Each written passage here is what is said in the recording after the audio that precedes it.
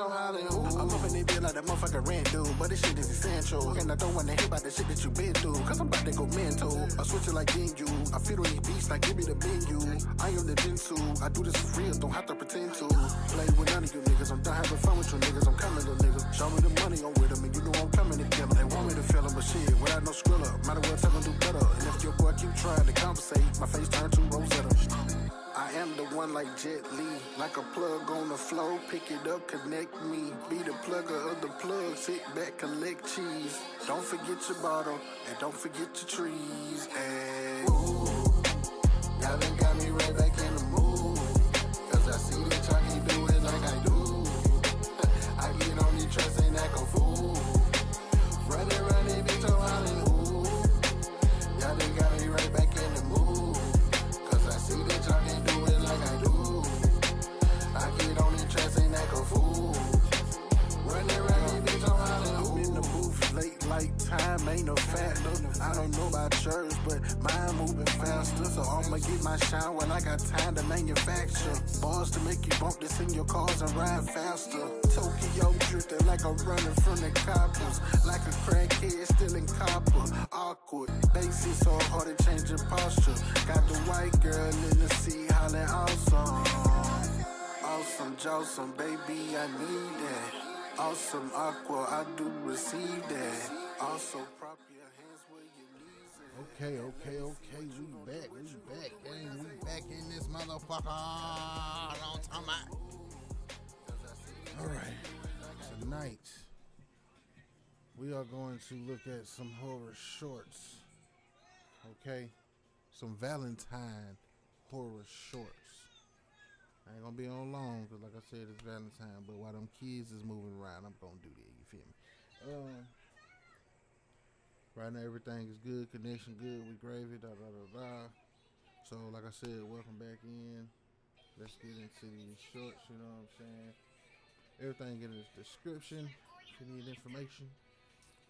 But goddamn, let's get to y'all see my little shit I made? I made the little overlay, man. I took my time when I made that little overlay.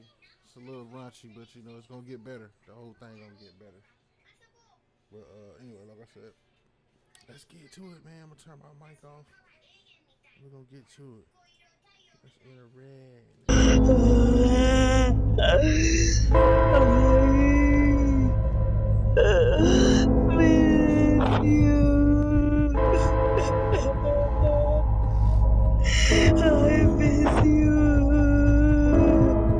This happened around Valentine's Day a few years ago. At the time, I worked at a local food store, and I was staying in a small house with a roommate. We'd known each other for a while, and I felt safe living with him, despite being a single woman. On a random day at work, the store was slow, so I was just minding my business at the register when this middle-aged guy walked in. He scanned the room almost like he was lost, unsure of what kind of store he was in. But then he found me, and his empty face lit up with a sudden dumb smile. Reflexively, I smiled back, putting on my customer service voice and greeting him like any other person. Hello. Looking for anything in particular? Oh, I think you know. Well, I'm not a mind reader, but we got hot food, cold drinks, cigarettes, you name it. All right then. You. Excuse me? You said name what I want, and I want you. Oh, you know, we don't sell people. You know, I like a woman with a sense of humor. How about I get your number instead? How about you buy a lottery ticket? Will those digits work? That'll do. For now. In the beginning, I didn't think much of this guy. Unfortunately, this man, whose name I learned was Damien, went beyond flirtation into full-blown obsession. Instead of coming in 2 or 3 times a week like a typical regular who had a crush on me, Damien came in every single day, usually more than once. Each day, he would try to get at me in different ways, starting with cheesy pickup lines and cheap gifts from the drugstore across the street. But his attempts became dirtier, creepier, and wilder. And then came February. Every single time he showed up, he told me how many days there were left until Valentine's Day. By this point, I was really starting to hate him, and on February 14th, I was finally done. A few hours before my shift ended on Valentine's Day, Damien came in and sulked around the store for a bit. When he came up to the register, he put a pack of condoms on the counter, then stared at me saying, I'm really excited for tonight. Oh yeah? Why's that? I have my bedroom set up for a very special date. I've got wine, chocolate, Plan B, and fresh bed sheets to soil. But I was wondering, can you give me these for free? And why the hell would I do that, Damien? I dare you to let me build you a completely free e-commerce store, preloaded. Well, because they're going to be inside you later. You know what? I'm done. Get out! What? I said get the hell out of my store before I call the cops! Fine. Raw it is. After one final sickening remark, Damien left. For the rest of my shift, I tried to not let the whole encounter bother me. When it was time for me to go home, I was paranoid just to walk to my car, thinking he could be waiting for me outside the store. I then made it to my car and locked the doors immediately. That put me at ease. I wasn't concerned about him at all on my drive home, nor was I worried about the walk from my car to the front door of my house. I lingered in the foyer as I slipped off my shoes and put my keys up on the hook, calling out to my roommate to see if he was home. It was Damien. He ran inside my home and held a knife to my stomach. I couldn't even react. Happy Valentine's Day, sweetie. Please get out of my house. I'm not alone. Bullshit. I've waited here all day. I know you're lying. Help! He's got a knife! You bitch!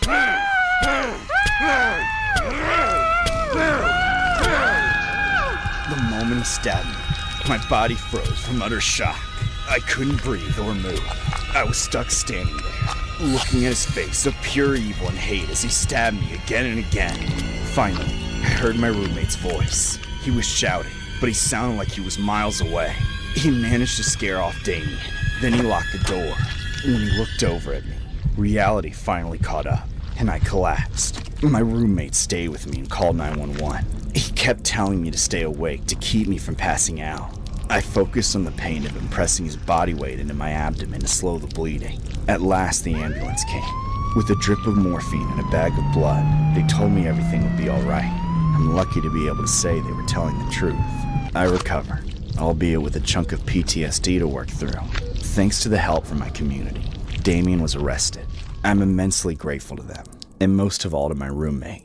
Had he not been home, had he not acted in my defense, something far worse could have happened to me. If not for him, I might not even be alive.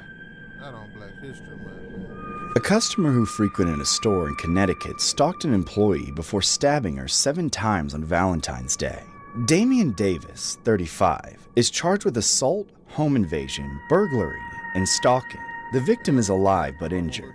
According to the documents, Davis was known to frequent Sam's food store in Manchester where the victim worked. On the evening of the stabbing, surveillance camera captured Davis crouching near basement doors outside of the victim's home. He was described as wearing a complicated hooded face mask. When the victim came home shortly after 7 p.m., Davis opened the door and went inside after her. A nearby Ring camera recorded screams from the victim. A few seconds later, Davis is seen fleeing the home. The victim's cousin, who was also in the home, reported witnessing the suspect stab the victim in the stomach. Prior to the incident, Davis hung out at a smoke shop telling others he was dating the victim. A witness there said Davis made a lot of inappropriate lewd remarks about the victim. Following the stabbing, from her hospital bed, the victim told her mother that she knew who her attacker was because he had come into the store earlier that day. Police tracked Davis down and arrested him. Davis told police where he ditched the knife. and also admitted to slashing tires in the victim's driveway in a previous incident.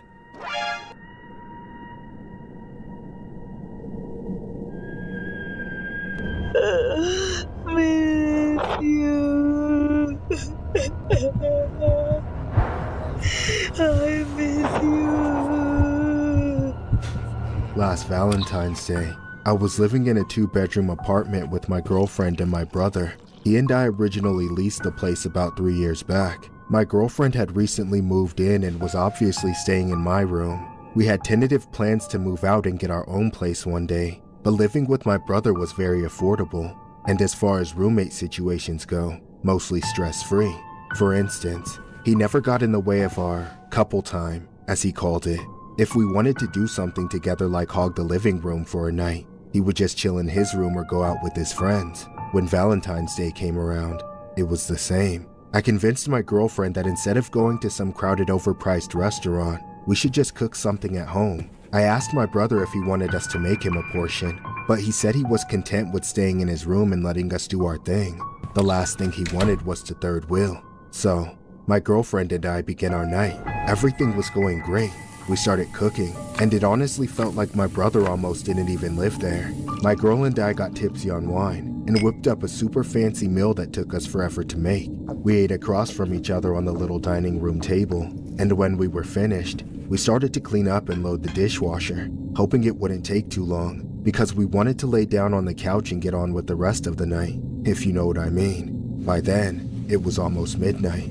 We were still in the middle of putting things away when my brother finally came out of his room for the first time in a while. He saw that we were busy, and not getting busy, so he poked his head in for a second. He said he was heading to the liquor store and asked if we wanted him to pick something up for us, but we still had a whole bottle of wine to finish, so we were fine. Then, he nodded and left the kitchen. I was focusing most of my attention on my girlfriend, of course, but I could still hear him walking toward the front door. It opened, but instead of closing it right away, I heard my brother's voice again. He wasn't yelling to us, he was talking to somebody else. It sounded like whoever he was talking to had him nervous or something. Suddenly, the door slammed shut right before 2 men started shouting and screaming. I looked in that direction just as my brother came back into the kitchen. The 2 men were behind him holding guns to his head, and at us. It happened in an instant. I didn't have any time to prepare. None of us did. So we all just tried to do what they said in the hopes they would let us go.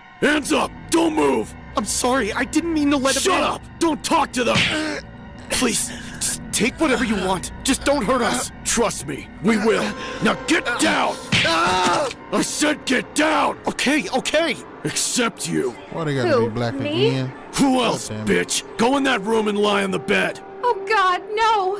Get in there or die right here! Your choice! My boy here will watch over these bums while I take care of you. Get away! Don't touch me! No! Monster Math presents multiplication. Okay, class, let's They begin. really tripping, What ain't is they? Damn. 4 times 3? Oh, these people. Click here to... Get back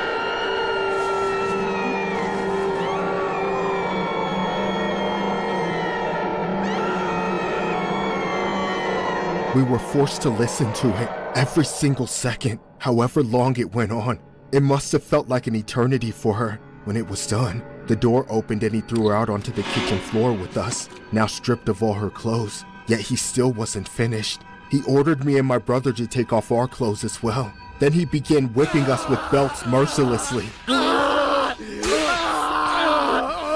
His accomplice took his time to ransack our apartment and steal every valuable thing we had. But that was the least of our misery. The accomplice, as evil as he must have been to witness what was happening and not say a word, seemed to only be in it for the money. The bastard who gave the orders, however, he was a sick, demented scumbag whose only clear desire was to torture us. After the men left and that hour in hell was finally finished, we picked up the pieces and called 911. I knew my girlfriend would never be the same. She wouldn't speak. She just tried to cover herself, refusing to move or look at anyone. Days later, the man who beat us and forced himself onto my girlfriend was arrested.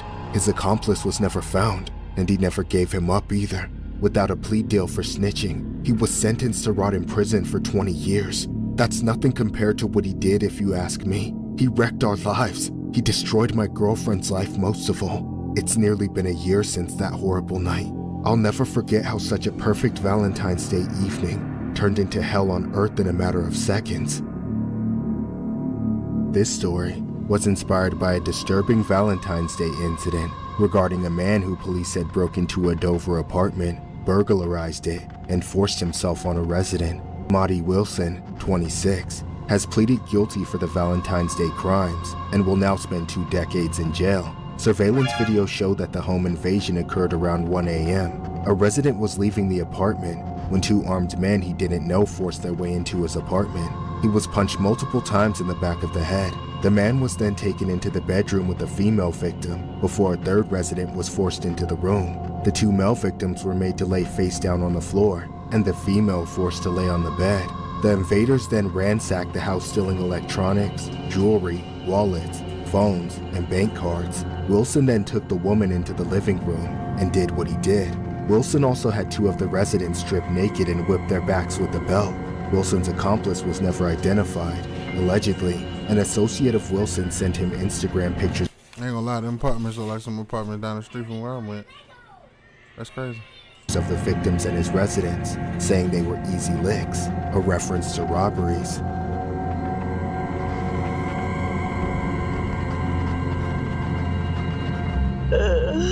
Miss you. I miss you. I should have known my marriage was doomed from the start. My husband David was a very successful and attractive man, but he had already been married once before. He even had a daughter with the previous woman. The reason he gave for their divorce was always rather vague, though he always painted her as the villain. Sure, I had my suspicions, but I was naive enough to believe nothing like that would ever happen between us. I accepted his daughter as my own, and in time, we had twins together. After some time, we started a business together and opened several new locations together. The 2 of us were unstoppable. Sadly, paradise did not last. It decayed gradually at first, almost so slowly that it was unnoticeable. We both started to spend more time at work, but always at different locations. I told myself we were just working hard in those times so we could take it easy in the future. But then our home life began to suffer as well. When David and I were alone together, he would barely touch me or look at me. At night, he fell asleep the moment he laid in bed, leaving me wide awake, feeling alone and forgotten. Then, one night, I noticed he started smelling funny, like a musty and sweaty smell. I confronted him about it, but he would just say he was at the gym. That's when I knew something wasn't right. I knew he had to have been cheating on me, and he knew I wanted a divorce because of it. I wanted to take my sons and every penny he had, yet a divorce without clear cause would grant me next to nothing. I had to prove he was cheating, though with how busy I was, I could not do it on my own. That's when I hired a private investigator. The timing was perfect. Valentine's Day was coming up. Either David would have to bring the world to his knees and beg me to forgive him, or he would be planning something special for his mistress. Sure enough, it only took a few days for the private investigator to find out what David was up to. He had been sleeping with one of our receptionists, but what truly made my blood boil was where he was taking her. It was the exact same hotel we got married in. I couldn't take it any longer. The private investigator told me to wait for him to collect more evidence, but I was through. I had to confront that bastard right there and then. I drove the nice fancy car he bought me to the hotel that very night, when I found him in the lobby drinking with his little home-wrecking slut, so I let him have it. You piece of shit! I knew it! You've been lying to me! Picked a great name, but your voice doesn't quite match it? We have a fix. VoiceMod gives you over 150 lag-free, real-time voice changers and unlimited soundboards. Whether you want to speak with a realistic... What? Who the hell are you? Excuse me, is everything all right over here? No! Everything is far from all right! That man is cheating on me! This is your husband? No, I'm not. I've never met this woman in my life. She just came up and started screaming at me. Oh, that's bullshit! We were married here! Ma'am, please come with me. You asshole! You'll regret this. Brother, I'll take everything you have. You'll be nothing without me. You hear me? Nothing! Despite my unbridled rage, I was not strong enough to fight the men that dragged me out of the lobby. Of course, I knew they had been fed a string of lies by my husband, and it wasn't their fault they didn't understand what was going on. So I did my best not to take my anger out on them. Luckily, I didn't have to restrain myself for long. Once they got me back inside of my car, they thought their job was done, so they left and went back inside. I stayed there for a minute or two, just trying to cool off before driving away. But then I saw him, David. He had the gall to come out to the parking lot to talk to me, as if there was anything he could do that would help. Actually, there was one thing he did that I liked. He stood directly in front of my car, trying to keep me from leaving. I couldn't resist that golden opportunity, his final gift to me. I put my car in drive and floored it. The engine roared and the tires spun as I rocketed toward him. His two-timing body crashed onto the hood and crushed the windshield. It rolled over the roof and tumbled onto the ground behind me before I finally slammed on the brakes in shock. I did it. I really did it. I ran him over. Then I looked into my rearview mirror and noticed he didn't seem to be getting up.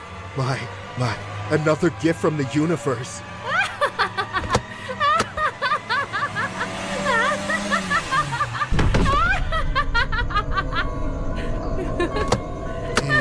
Then backed up and made sure the job was done. Then went forward again.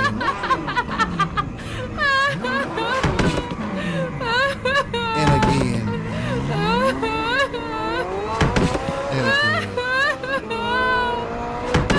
And again. Damn.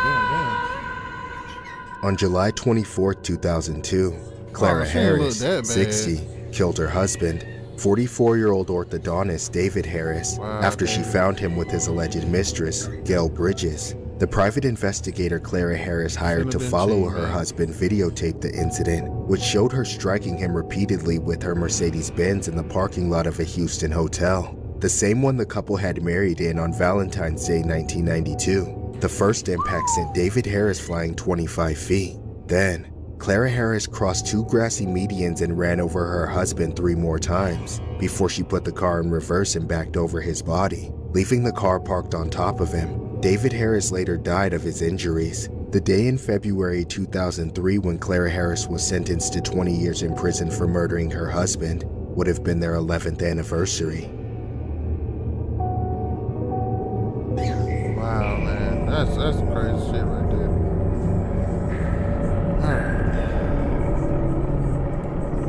Let's see what I got up next. I got another one from a different channel. But we're gonna have to wait 1 second. So hold on 1 second. Be right back. I don't love you anymore. Goodbye.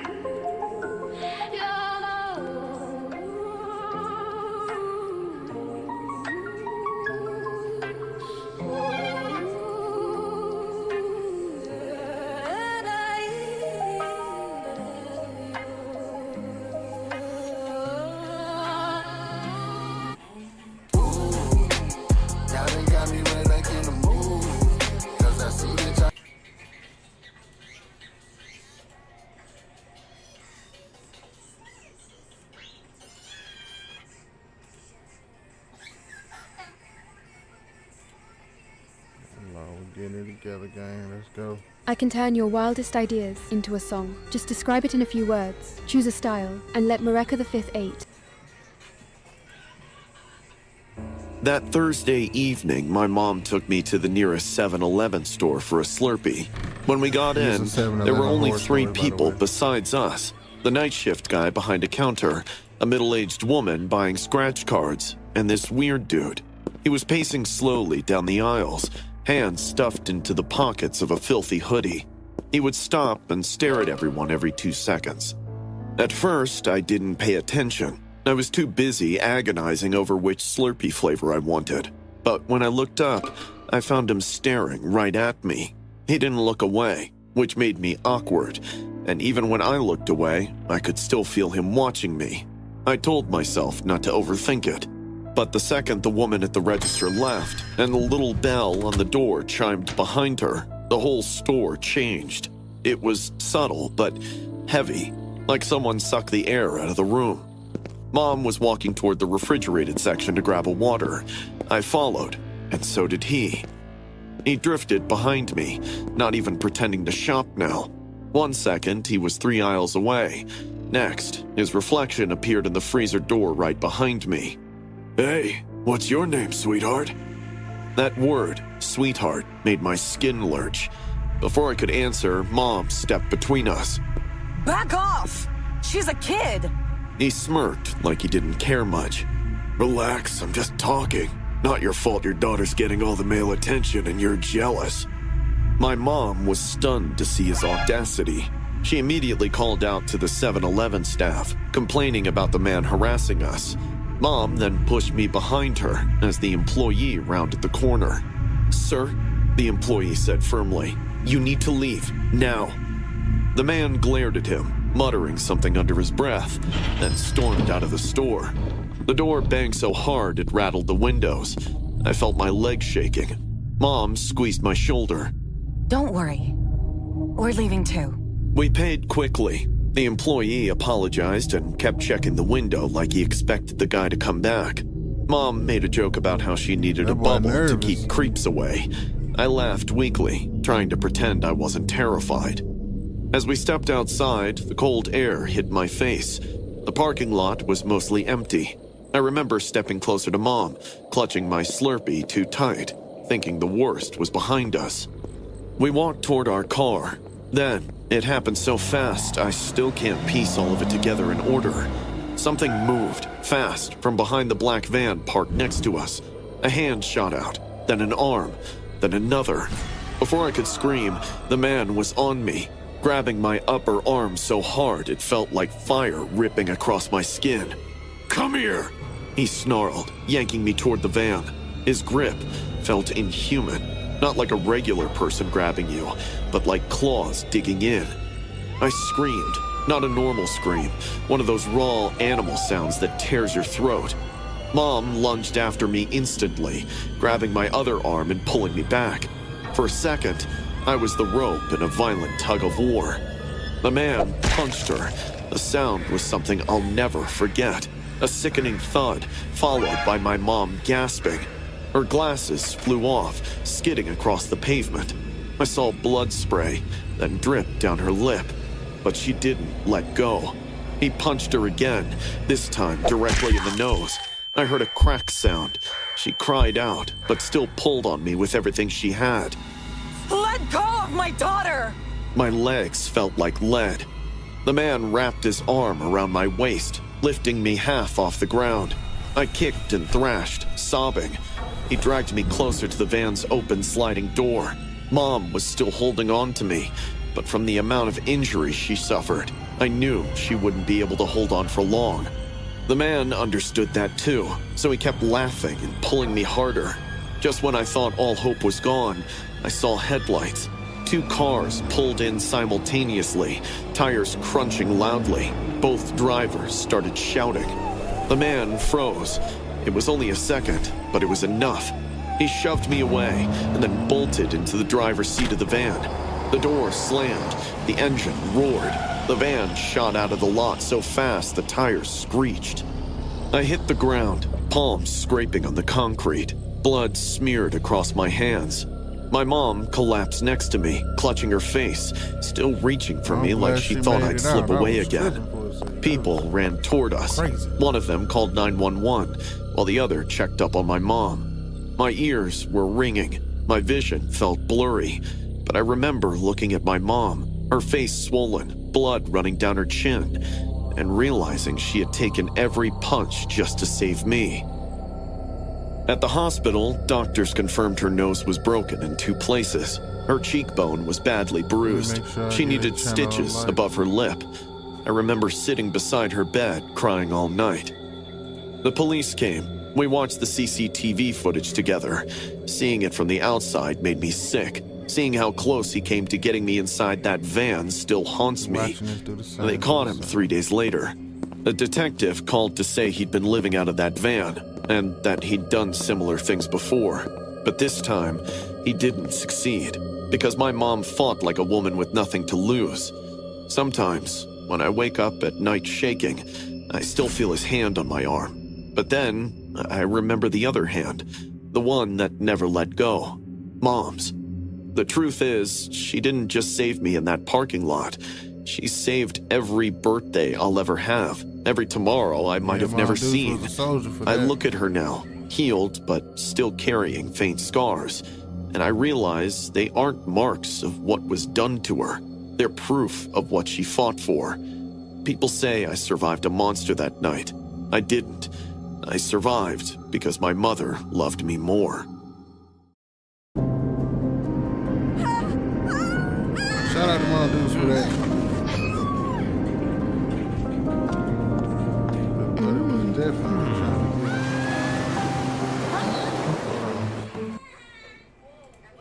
get. Story number 2. I swear this happened exactly the way I'm about to tell it. It was around 12:40 a.m. when Bailey shook me awake. Her hair was a mess, her eyes half open, and one hand was resting on her belly like she always did now that she was 8 months pregnant. Kyle, She whispered. I'm starving. Please, can you get me something? I need chips and maybe a donut and something spicy. Pregnancy cravings were unpredictable, but Bailey rarely woke me up for them. She looked genuinely uncomfortable. I sighed, but sat up. All right, I'll go. You're the best. She murmured. I grabbed my hoodie, slipped on my shoes, and stepped outside. It was a short ride to the 7-Eleven near our street, so I took my bike. The bright fluorescent lights of the 7-Eleven felt like stepping into a different world. The night shift worker nodded at me. I went straight to the shelves, grabbed Bailey's chips, 2 donuts, and even those sour gummy worms she loved. On the way to the register, I impulsively added a pack of smokes. I don't smoke much. Bailey hates the smell, so I usually sneak one outside before heading home. I paid, stuffed the junk food into my hoodie pocket, and stepped out. To the right of the entrance was the usual smoking spot. The problem was, the area was dark. The one light above the garage bins had been dead for months, and the whole corner reeked. Not just bad, rotten. I wrinkled my nose but shrugged it off. I just needed a few minutes. I leaned against the wall and pulled out a cigarette. I had it between my lips and my lighter in my hand when I heard a whimper. At first, I thought it was a cat, but it wasn't. It sounded like a grown man crying, the kind of muffled sobbing that comes from someone in pain. I turned my head slowly. The noise was coming from the far end of the dark corner. I pulled out my phone and turned on my flashlight. The beam cut through the shadows. A man was crouched down beside the trash bins. His face was buried in his arms as he rocked back and forth. He wore filthy, torn clothes covered in grime. His shoulders looked like he was crying or maybe freezing. Hey man, you okay? The rocking stopped. He even stopped crying. Slowly, way too slowly, the man lifted his face. I swear my whole body locked up when the light hit him. His eyes were stretched, like he'd opened them too far. His left eye twitched like he was trying to focus. The left side of his face was torn open. Raw, red flesh, like something had ripped off a chunk of his cheek. I'm not looking at this man and no more. hanging off his fingers were tiny pieces of skin stuck under his nails. His lips and chin were wet with blood. His own blood. That's when the realization hit me. He had done that to himself. He stared at me with those twitching eyes, head tilted like I was some kind of puzzle he was trying to solve. I backed up slowly, whispering, Okay, I'm gonna go. In one sudden jerky motion, the man stood up, and he was huge, at least 7 feet tall, towering over the trash bins. His shadow stretched across the pavement. I gasped. He looked small while crouching, but now he seemed impossible, almost deformed in height. His head twitched sideways, and without breaking eye contact, he raised a trembling hand to his wounded cheek and started digging into it. He hooked his dirty nails into the torn flesh, peeled back a piece, and, I swear on my life, popped it into his mouth, chewing, slowly, deliberately, like he had done this before, many, many times. The rotten smell I noticed earlier suddenly made sense. It was him. I stumbled backward, sprinting across the parking lot, but I was so shocked by the horrible sight that I didn't notice the curb nearby. My toe caught it. I went flying forward and hit the ground hard.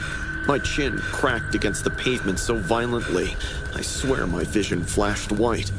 Warm blood poured down my neck as the skin split open. I scrambled to my bike, hands shaking so badly I could barely grab the handlebars. Behind me, I could hear him coming, his bare feet slapping against the ground. I tried starting the bike, but the fear caught me. "Start!" I yelled. "Please, please start!" The engine sputtered once, twice. The man was almost at my back. I could hear his breathing, ragged, hungry. Finally, the engine roared to life. I kicked off. The bike jerked forward. I was relieved that I'm going to get out of this situation. But as I shot out of the lot, the man leaned in, impossibly close, and spat at me. A warm, thick splash hit the side of my face. I screamed, nearly losing control of the bike as he started laughing. This horrible, broken, choking laugh, clapping his hands like a child amused by a trick. I sped away until the man disappeared into the distance. When I got home, Bailey was waiting at the door. One look at me, the blood, the trembling, and wild eyes, and she knew something horrible had happened. I told her everything while she pressed a towel to my chin to stop the bleeding. She didn't question a single part. She cried and held me, and for the first time that night, I let myself fall apart. We went straight to the ER to get my chin stitched, and then to the doctor the next morning, terrified of what had landed on my face. I don't know how long that man's spit stayed on me before I washed it off, but I swear I can still feel it sometimes. People laugh when I tell them the story, say it sounds made up or exaggerated, but I know what I saw. I know how he looked, how he smelled, how close he came to touching me. I haven't been inside a 7-Eleven after dark since that night. Took you way too long. Imagine being able to build an app with your name on it, just by thinking about it. Meet Base 44, a complete... If you've ever worked late shifts, you know that tired, foggy feeling you get after midnight.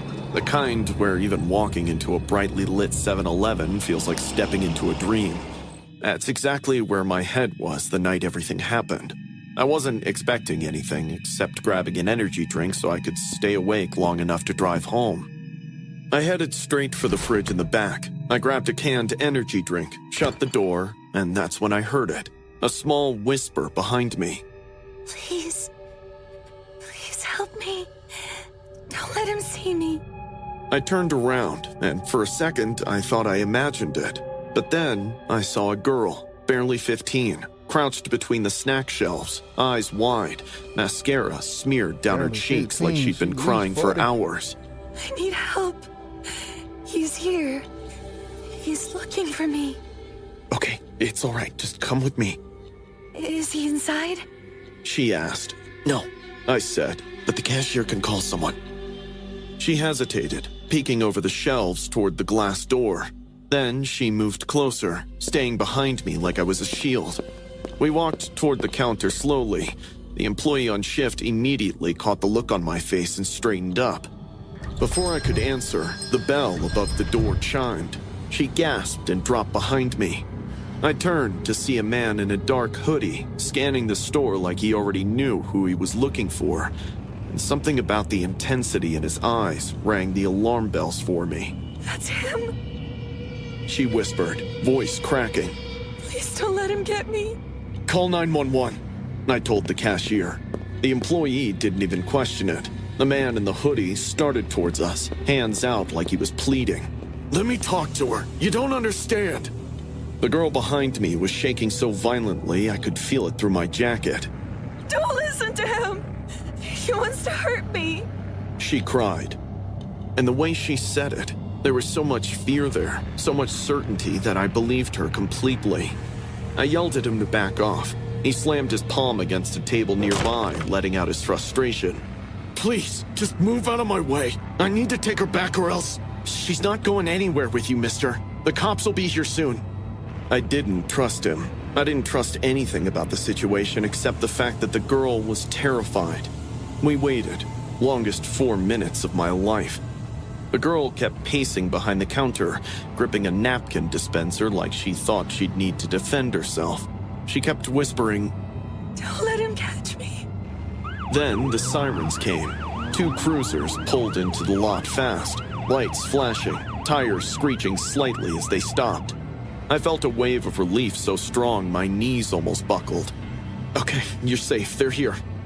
But the moment the officers stepped out, something felt wrong. They didn't look confused. I thought they'll restrain the man, but instead they walked straight toward him and asked, "Where's the girl?" Before we could even react, the man pointed at me. 2 police officers stormed past me, and tackled her. She screamed, not the scared kind I'd heard earlier, but a violent, almost feral shriek. She kicked, cursed, clawed at the floor as they pinned her wrists behind her back. "No! Let me go! Let me go! Don't take me!" "What are you doing?" I yelled, stepping forward. "She's the victim! He's the one following her!" The officer nearest me shot me a sharp glance.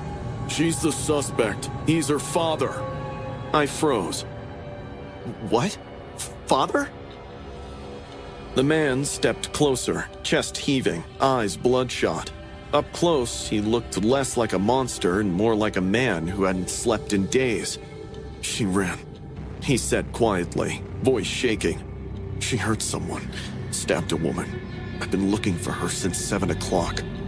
My stomach flipped. The girl's screams turned into sobs, raw and hysterical, as they lifted her off the floor. "You're lying! I didn't do anything! She deserved it! She tried to take my stuff!" She wailed at her father. Her father closed his eyes, tears slipping out. "I'm sorry," he whispered to her. "I'm sorry. I'm just trying to help you." The officers pushed her outside toward the cruiser. She fought them every step of the way. I stood there, unable to move. My brain couldn't reconcile the terrified kid I just tried to protect with the violent suspect they were dragging from the store. She told me you were going to hurt her," I said. Her father didn't look angry at me. If anything, he looked grateful. "I'm glad someone stayed with her," he said quietly. "Thank you. She's been running from everyone tonight. We just didn't want her to hurt herself or anyone else." I thought I'd feel stupid or ashamed for misreading the situation so badly, but all I felt was hollow. Because the truth is, if I hadn't stepped in, if she'd run again, someone else could have gotten hurt. Maybe another innocent person. The police drove away with her still screaming in the back seat. The father followed them in his car, hands trembling on the steering wheel. And then it was just me and the cashier again. The Slurpee she had held so tightly sat on the counter, melting into a dark red puddle. I keep thinking about her eyes that night, how terrified she looked, how convincing she was, how easy it was to believe her. And now, I keep thinking about something else. The next time someone begs me for help, will I know if I'm helping the right person? Because that night at 7-Eleven taught me something I wish I didn't know. Sometimes the person you're protecting is the one you should be afraid of. Do you know you can fucking get sued for saving somebody, bro? I've seen stories like that. People get sued because they saved somebody. Let me find another story. Oh, here goes some right here. We'll check this one out right here, right here, right here then. Shit, I ain't gotta go nowhere else. But yeah, a baby falls out the window or off the balcony, man catches the baby. The baby suffers some broken bones, and then the mother decides to sue the man because he saved the baby, but the baby got injured. But if he didn't save the baby would be dead. So it's like, bruh, they make it tough. They make it tough. It's like you almost gotta just mind your damn business. But if you do that, then you be a monster, right? Anyway, let's see. We sticking to the vday stories, or should we do some hitchhiking stories? I want to do some hitchhiking. Let's see. Okay, class. Who would like to do problem 3 on the board? Please don't be me. Please don't be me. I know, Miss Einstein. Make sure y'all like, comment, and Let's subscribe give when someone... y'all come in here, please. I appreciate it. It was supposed to be a drive to reconnect, a chance for Mark and me to find some common ground after months of bickering and silence. The rolling hills and the quiet of the countryside seemed perfect, but that night, as the sun dipped below the horizon and painted the sky in bruises of purple and orange, our hope of reconciliation turned into a nightmare. We were on an old country road, far from the city's chaos, when we saw him, a lone figure limping across the shoulder of the road, his coat tattered and face shadowed by the dimming light. Mark, ever the good Samaritan, pulled over before I could protest. "Hey man, you need a lift?"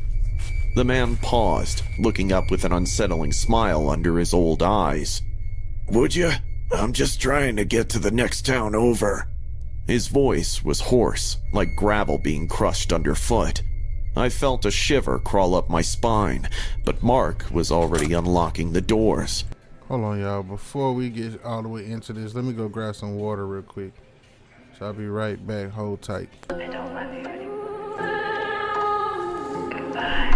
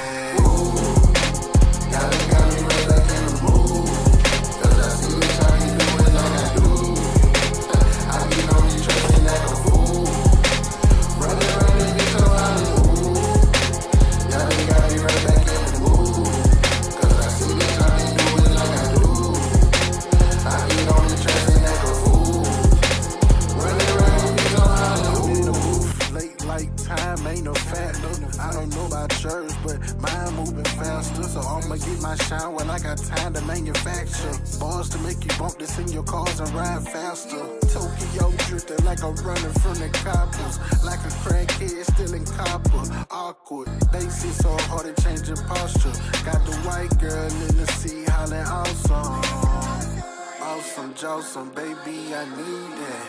Awesome aqua, I do receive that. Also, prop your hands where your knees at. And let me see what you gon' do when I say, ooh.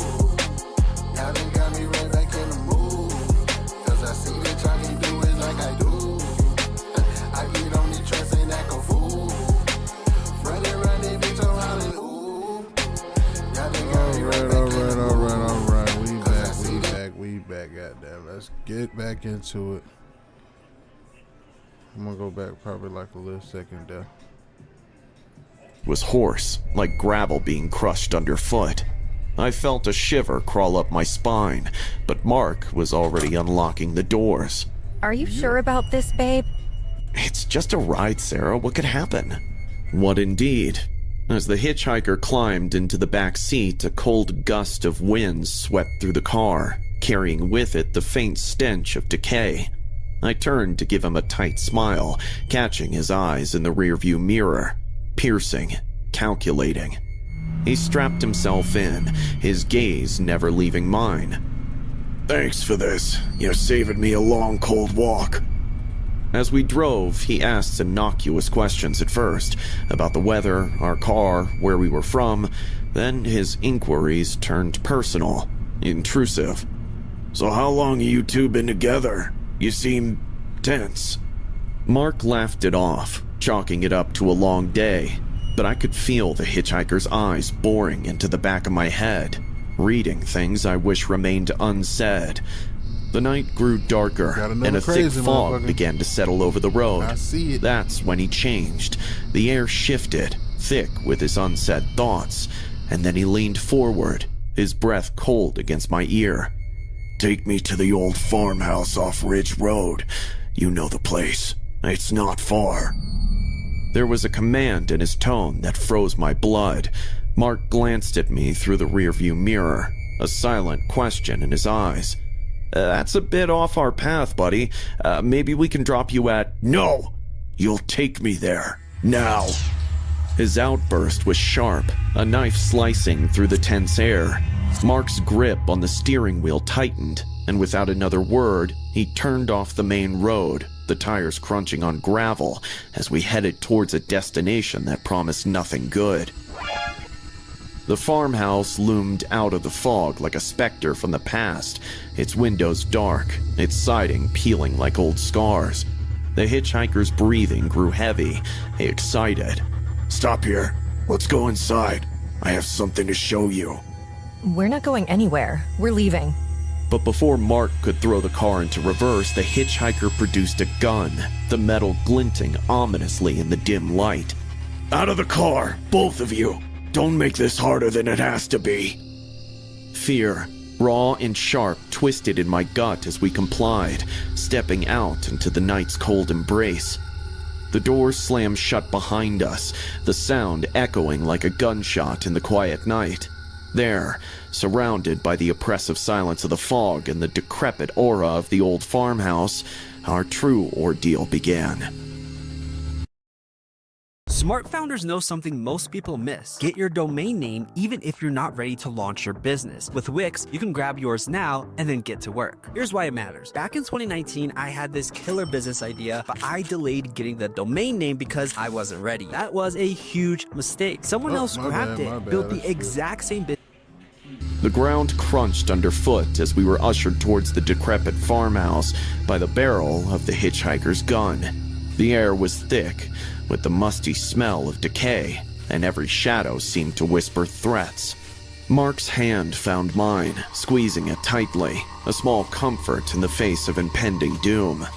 Inside, the house was even worse than its exterior promised. Dust lay thick upon everything, and the air was stale, heavy with the weight of long-abandoned memories.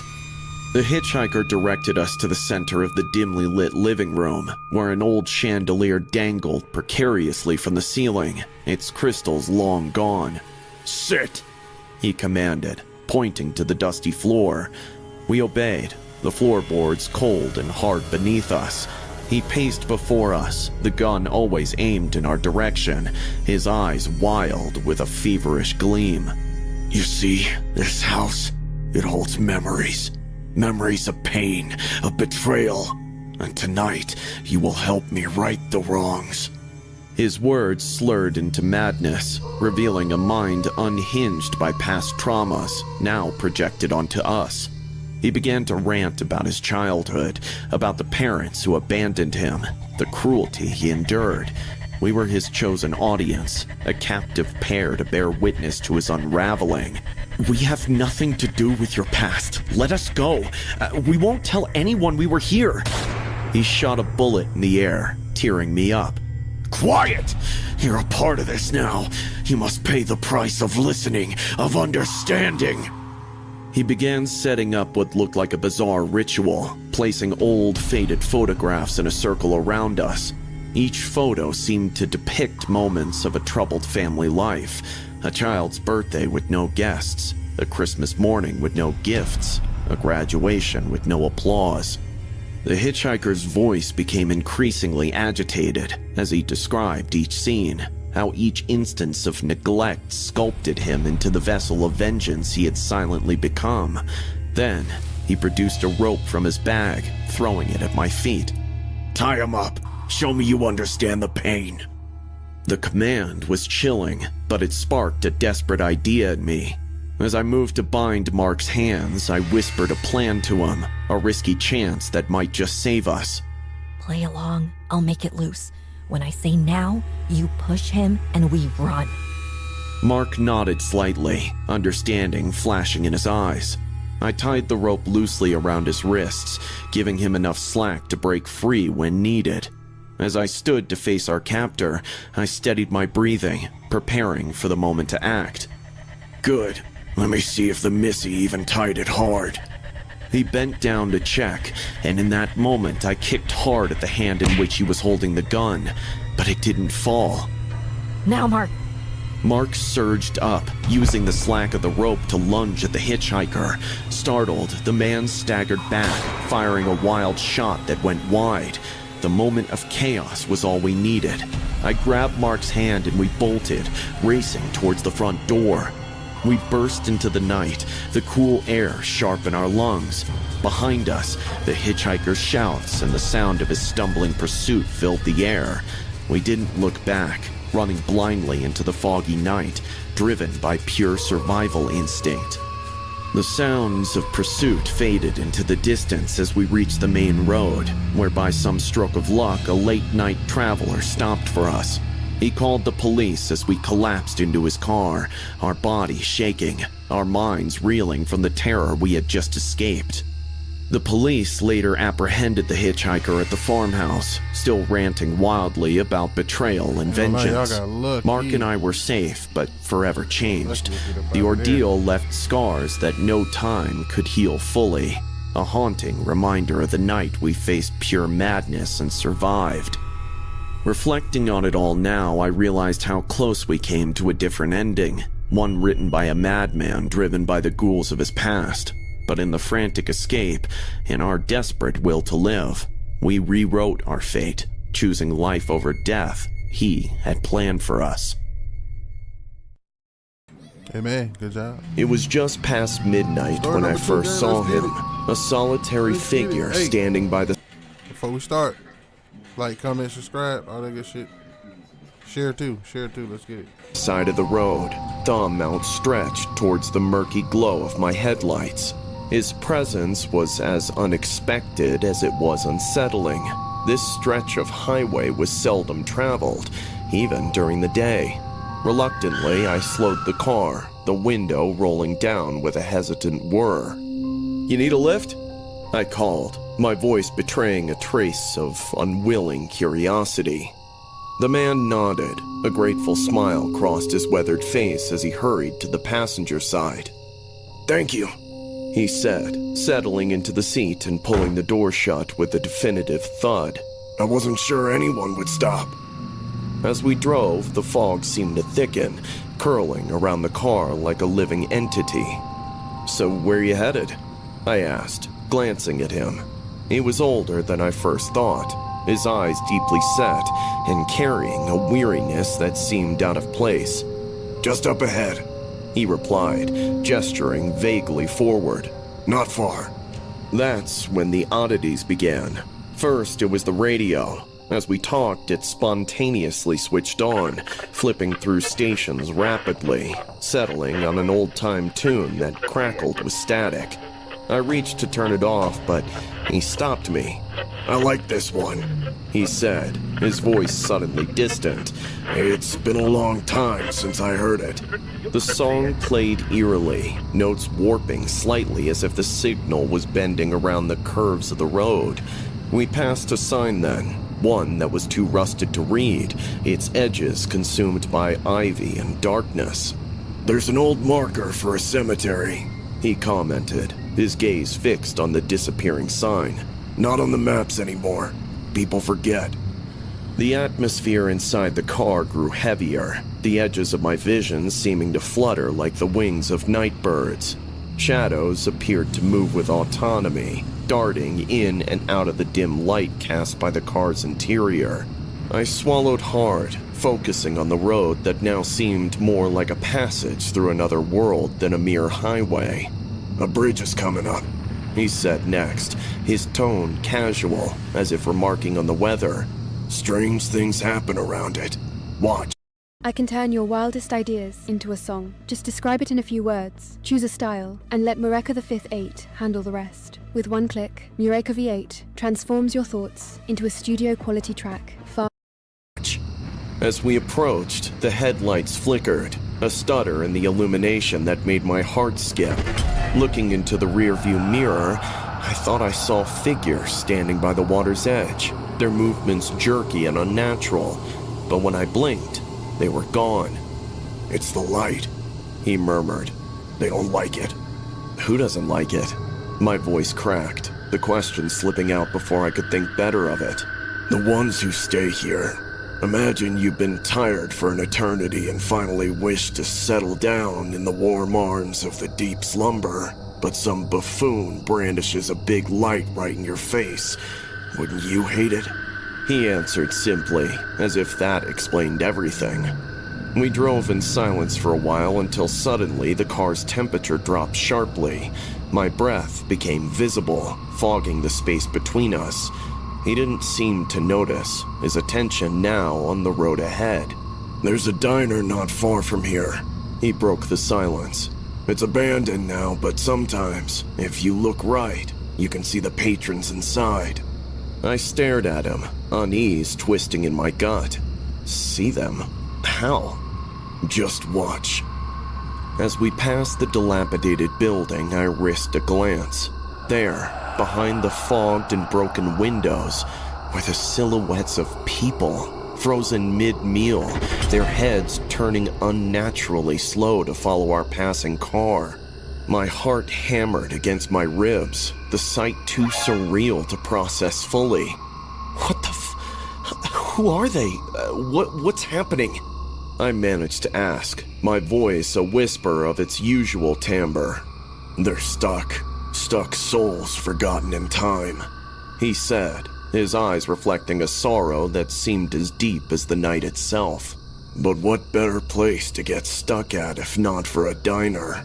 At least it's not on the road like me. His last words hung in the air, a confession wrapped in a chilling revelation. Like you?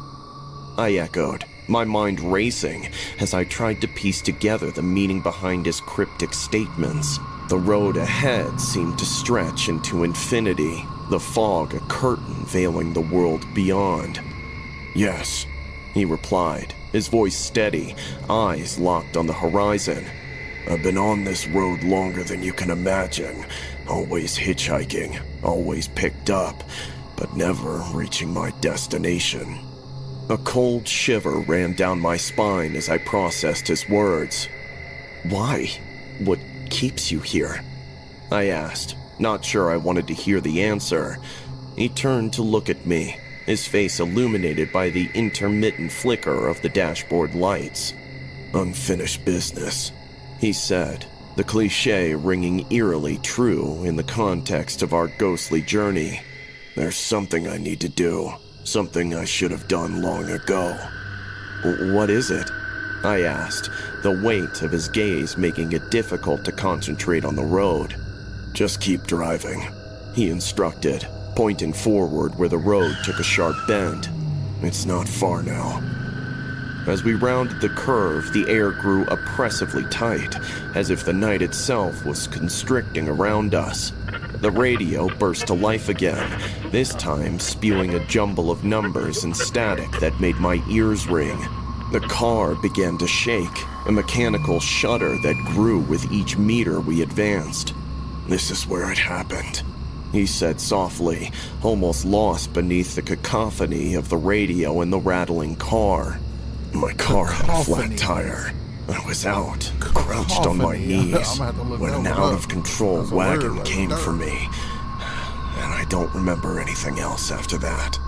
The words had barely left his lips when a sharp, bright light pierced the fog ahead. Instinctively, I slammed on the brakes, the car screeching to a halt just inches from a massive oak tree that hadn't been there a moment before. My heart pounded violently against my chest, the shock of the near miss paralyzing me momentarily. He opened the door, stepping out into the mist. "Thank you, Ray," he called back to me, his figure starting to fade. That is when it hit me. I had never revealed my name to him. "Wait!" I shouted, my voice hoarse with fear and confusion. "Where are you going? Is this for real?" As he disappeared, the radio quieted, and the oppressive atmosphere lifted like a dark cloud passing. I sat there for a long moment, catching my breath, before finally turning the car around. The drive back was unnervingly quiet. The fog seemed to retreat with every mile, and the road behind me felt mundane, no longer a passage through a haunted night, but just asphalt and lines. It wasn't until I reached my own front door that the magnitude of what had happened truly hit me. I was shaking, not from the cold, but from the profound eeriness of giving a ghost a ride. I resolved then that I'd never travel that stretch of road at night again. But as I turned to lock the door behind me, I caught a glimpse of something that chilled me to my core. A set of footprints leading up to my house, disappearing at the threshold, as if someone had followed me home from the fog. And in that moment, I realized that I wasn't truly alone.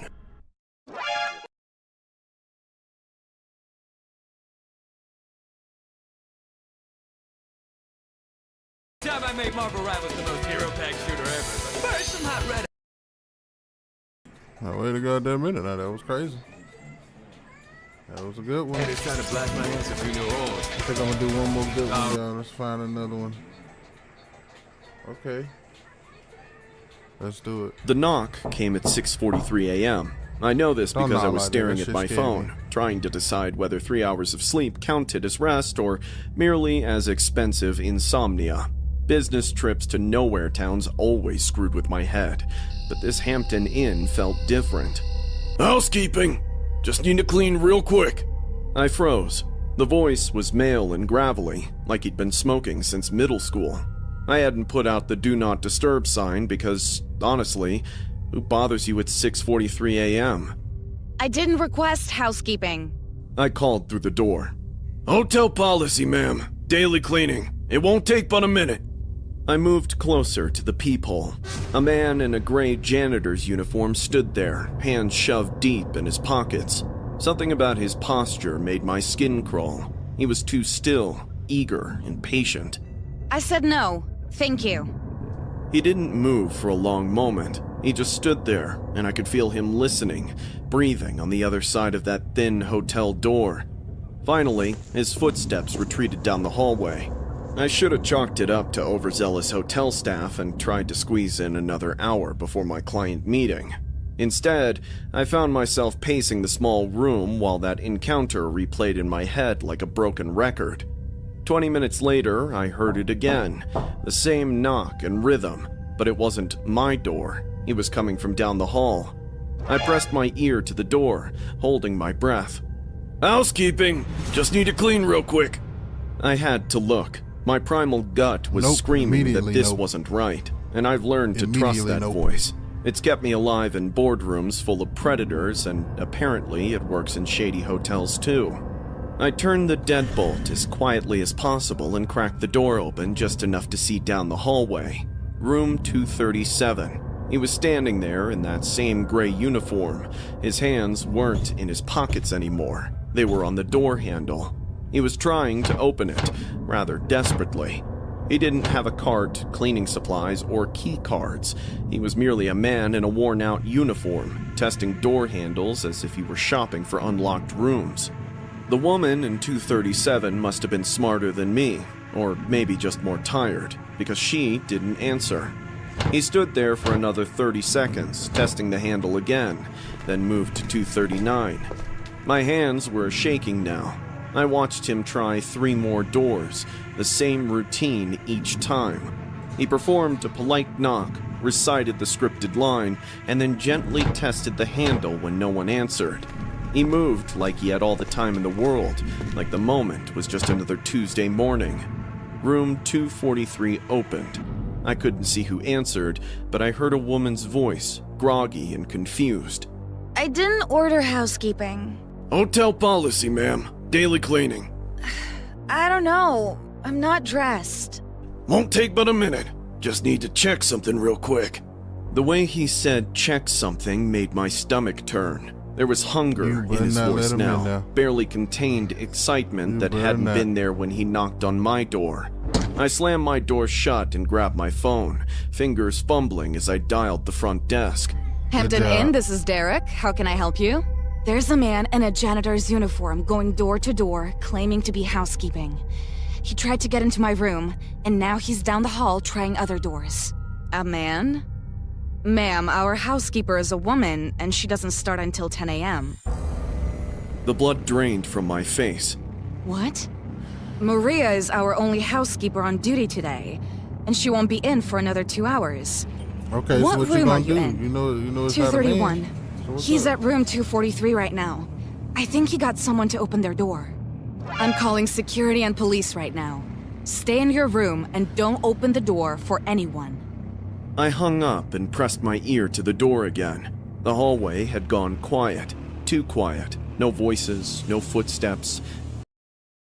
Spectrum Mobile helps us stay connected because when I'm on the road, we can't go to bed without seeing each other's face. Nothing. Then I heard it. A soft, muffled crying coming from down the hall that will haunt me until the day I die. I grabbed the security latch and chained my door, then dragged the desk chair over and wedged it under the handle. My heart was pounding so hard I could hear it in my ears, drowning everything else out. 3 minutes later, I heard running footsteps in the hallway. It had to be security, the police. They were shouting. Then the door slammed open. "Ma'am, are you okay? Ma'am, can you hear me?"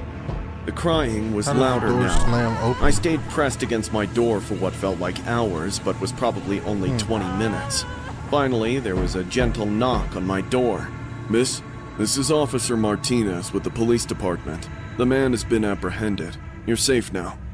When I finally opened the door, the hallway was full of people. Police officers, hotel security, paramedics. The woman from 243 was sitting on the floor outside her room, wrapped in a hotel bathrobe, still crying. She was bleeding from her head. The man got inside and hit her with a rusty spanner. He could have done way worse to the woman if the cops didn't show up in time. Officer Martinez explained that the man had been using the janitor disguise to target female guests. He'd hit 3 other hotels in the past month, always the same route, always the same script. The officer's expression told me everything. Let's just say your call saved her life. I checked out that morning and drove straight home, but I can't shake the image of him standing in the hallway. The patience, the calculation, the way he tried my door handle just to see, just in case I'd been careless with the lock. I still travel for work, but now I always request rooms near the elevator, always check the peephole twice, always verify housekeeping with the front desk, even if it seems too much. The neon sign reading Sunset Motel flickered like a dying heartbeat. I sat in my dead Honda, staring at the place that looked like every horror movie's opening scene. But at 2 a.m. on a deserted highway with my phone at 3% battery, this dump was my only option. The desk clerk barely looked up when I paid cash. His eyes were bloodshot, and he smelled like stale cigarettes. The room was exactly what I expected. Brown carpet that squelched under my feet, a bedspread that probably hadn't been washed for years, and walls thin enough that I could hear every movement from neighboring rooms. But I was exhausted. The bed would have to do for a few hours until the tow truck could come at dawn. I'd just kicked off my shoes when somebody knocked on my door like they were in grave danger.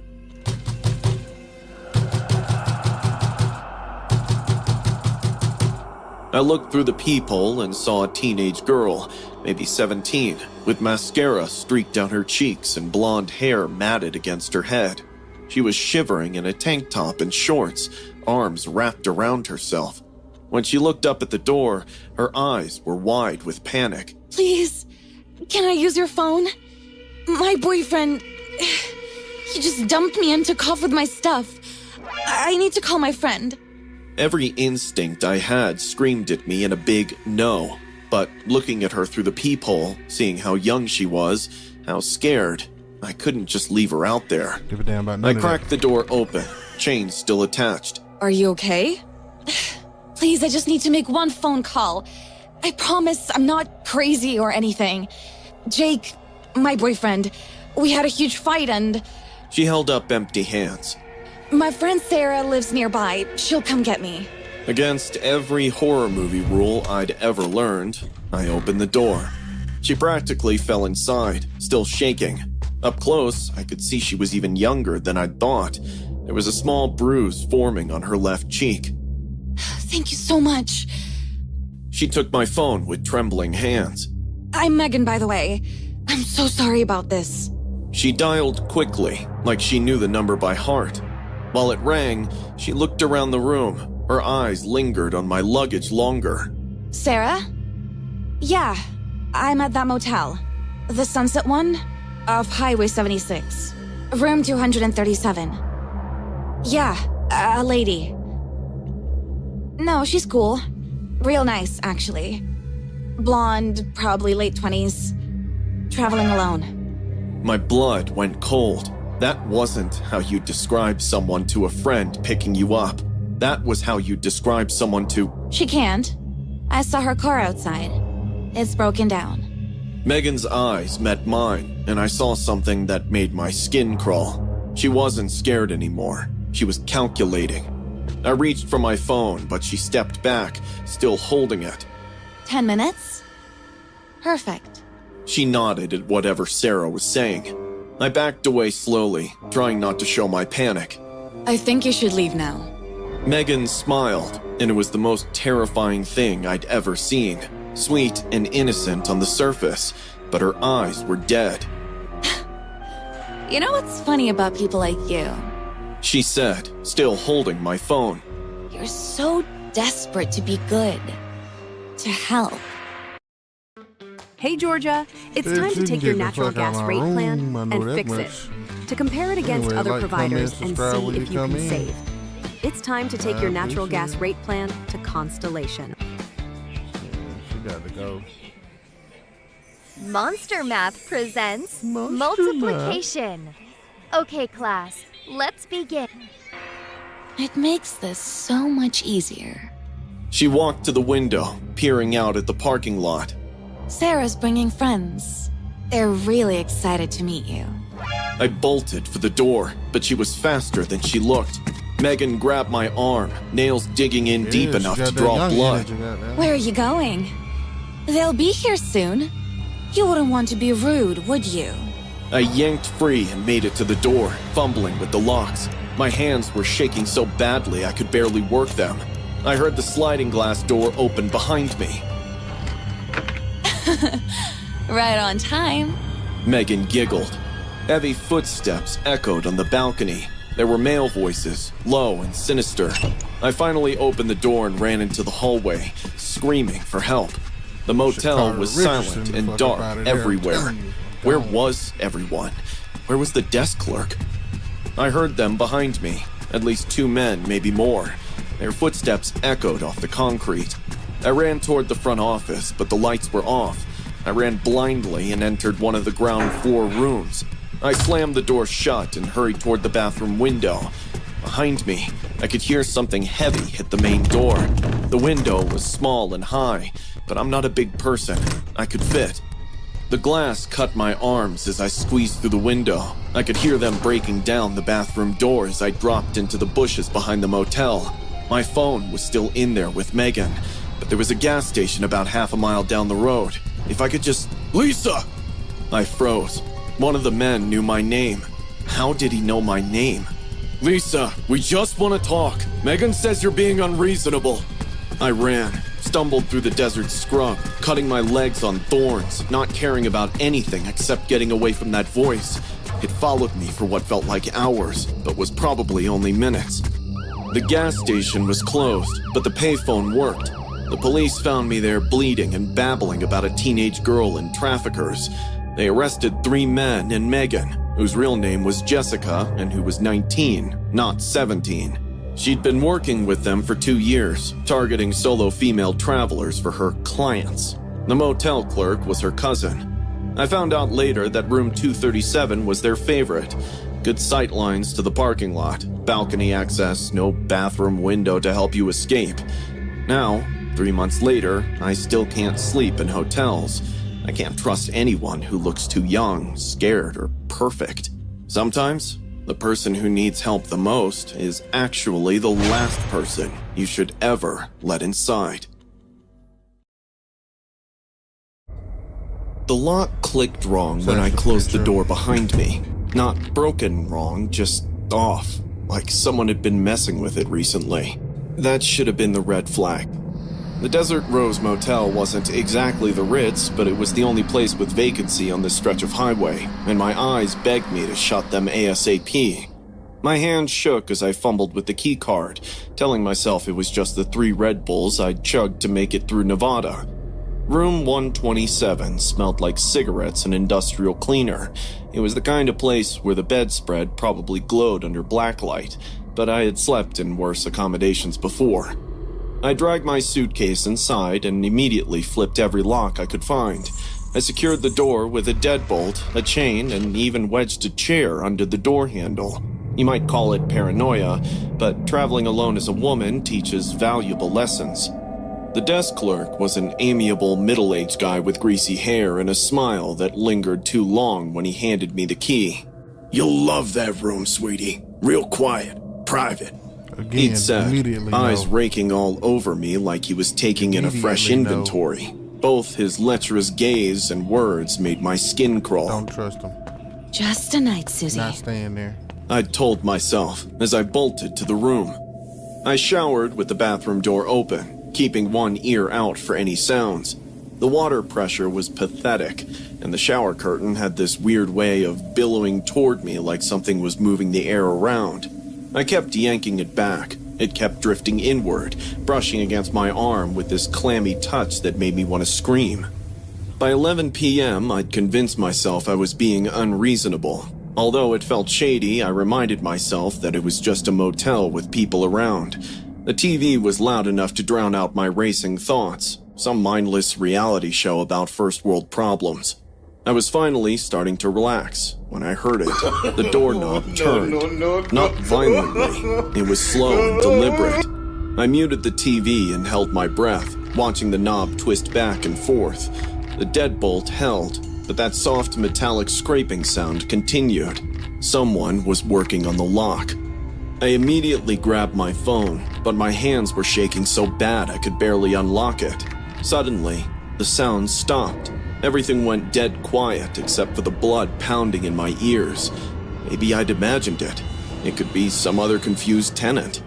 Right then, I heard the chain rattle again.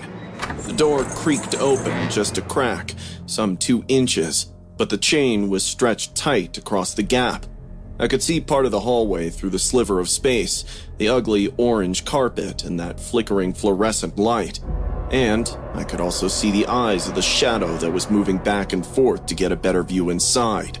It inhaled a sigh as if physically relieved at the sight. That's when a full-throated, ear-piercing scream left my mouth and probably woke up half the motel. The door slammed shut so fast I heard the frame shake. I called 911, but my voice kept breaking. The operator kept asking me to repeat myself because I couldn't get the words out coherently. Someone was in my room. No, not in my room. Trying to get in. They had a key. They opened the door. The cops showed up 20 minutes later. They took my statement, checked the locks, and walked around the outside of the building with their flashlights. Everything looked normal. The desk clerk, a different guy now, insisted that only housekeeping and maintenance had master keys, and both of those guys had day shifts.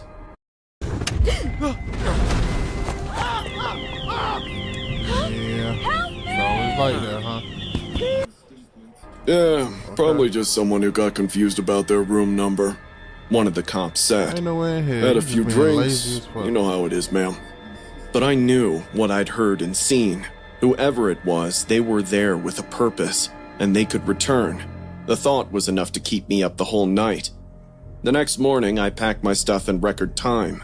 I was desperate to get as far away from the Desert Rose as possible. When I arrived at the front desk to check out, the greasy, middle-aged clerk was back. He looked nervous when he saw me. His eyes kept flickering toward the back office. Everything okay with your stay? He gulped. Someone tried to get into my room last night. That's impossible. We have very strict security protocols. Police said only housekeeping and maintenance have master keys. Right, yes, that's correct.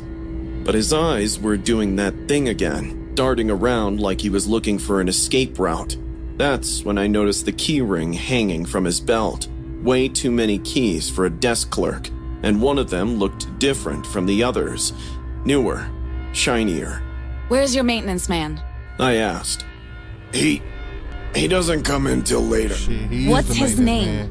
The clerk's mouth opened and closed like a fish. I don't think I should. I trusted my gut feeling and called the police again. Turns out, the desk clerk, Eddie Torino, had been making his own master keys for months. Not to steal anything or hurt anyone, just to watch the women sleep.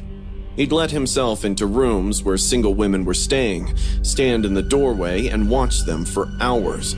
Sometimes he'd take pictures with his phone, or just stand there and breathe. 4 other women had stayed in room 1. Now, what kind of satisfaction do you get out of just staring at a woman just sleep, bruh? Just sleep for hours, just watching them? You gotta be a different kind of crazy, bruh. That's a different kind of crazy right there. No. I'm sorry, bro. No way. Let's get back to it. 27 over the past 3 months. They all woke up with that weird feeling that someone had been there but couldn't prove it. Those confused women checked out early, convinced they were losing their minds. The only reason I found out the truth was because I was awake and screamed. The only reason he got caught was because I made noise. Eddie's in jail now, but I still can't sleep in hotels anymore. Every time I hear a door handle turn or see a maintenance uniform, I'm right back in that room, watching that door open inch by inch. The worst part isn't that he was there. The worst part is where else he could be, because he comes with many faces, and sometimes they are familiar.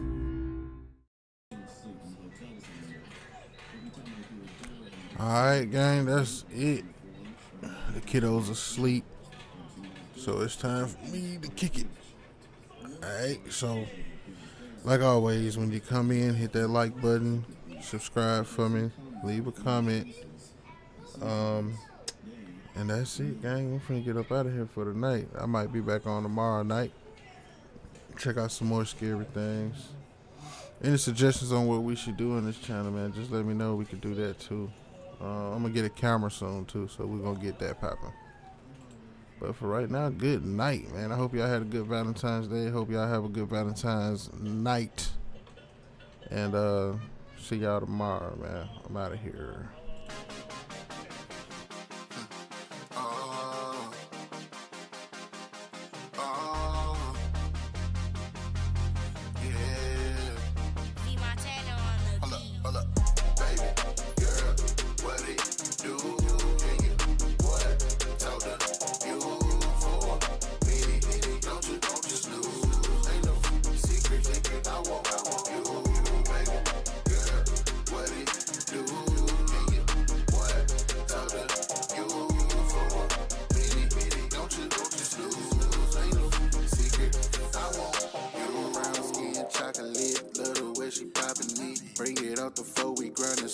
She wide them hips. You got my attention, baby. How long can you keep it? She look back and throw that ass and ride it like a demon. Yeah, and I love that shit. Keep on doing that thing that you're doing right there, baby girl. I'ma flood that wrist. I make it so bad, so they fucking thick, and I just can't stop from touching it. Making me think about an Usher song, about to make love in the club and shit. Yeah. Let me hype you up, little mama, don't you mind me. I just be really going in like an IV. I got you stuck here by my side like a Siamese. Got you folded like a Lonnie. Oh, baby, girl, what it do? Can you, what, talk to you for a minute? Don't you snooze? Ain't no secret, I want you, baby, girl, what it do? Can you, what, talk to you for a minute? Don't you snooze? Ain't no secret, I want you. It ain't a secret, I keep it 100. You stay on my mind, I should call you money. She feeling the vibe, and that's what I wanted. I'm holding her down like she was a bunny. I hit to the ground, they got niggas running. Taking it down, it sound like I'm drumming. You gotta know how to make the right moves, and that's what I do when I'm in the function. I'm fucking it up, though. I stay in my lane, but I feel like T-Pain. I'm falling in love, though. No, that's how love go.